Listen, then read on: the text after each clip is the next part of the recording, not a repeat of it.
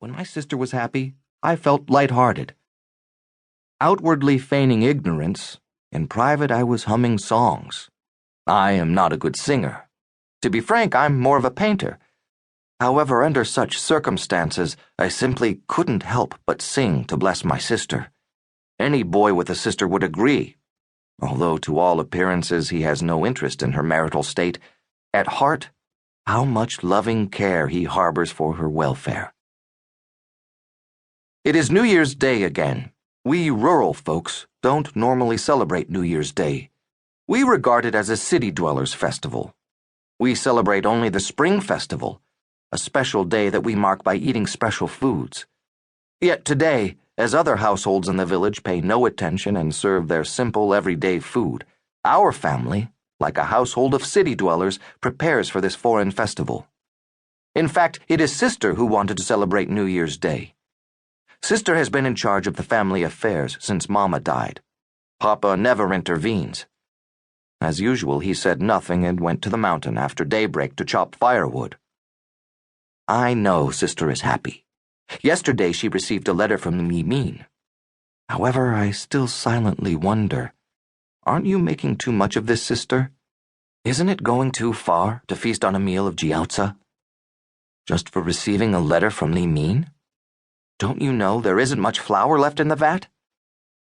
But I don't want to oppose Sister's decision. I have always supported her in whatever she wanted to do. Early in the morning, Sister goes to the vegetable cellar to dig carrots for the jiaozi fillings. She washes them clean and rubs them on an iron grater into shreds, which are later thrown into a boiling pot, scooped out, and kneaded into a ball. This she places in a white porcelain bowl. Then she begins to pound garlic and peppers, peel scallions, and get many other things ready. When all these preparations are finished, she gives me 2 yuan and sends me to town to buy 2 jin of mutton. I am very glad to run this errand for her.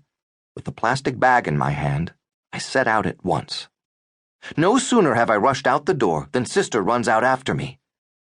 For some reason, she throws her arms around my shoulders, smiling. I can feel her arms tremble slightly. My sister, cheeks red like a morning cloud, hesitates for a moment, and then whispers in my ear, "Don't play on the way. Buy the meat and come back quickly. Sister needs the mutton for the jiaozi. Today we have an important guest coming from afar." Guess who?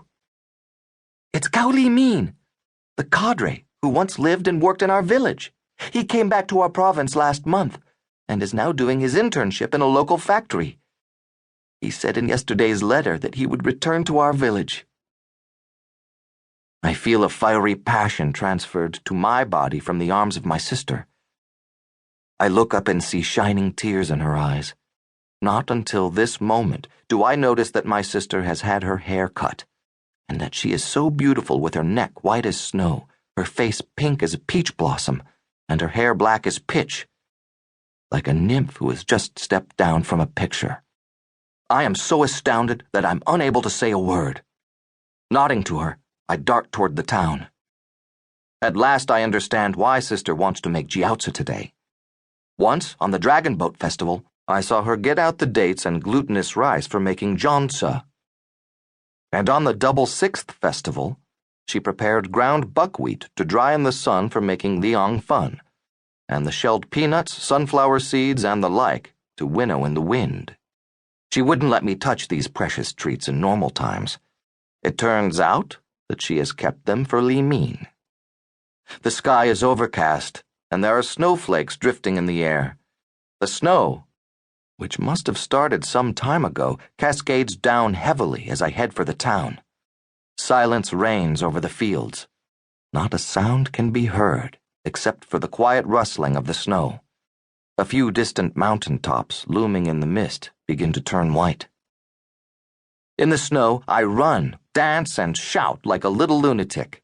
I feel excited because the young man's sister has missed day and night, will soon be back. He was looked down upon in the village, but this time he will come back as a proud college student. A college student from Beijing. Beijing. Is it a place you can easily reach?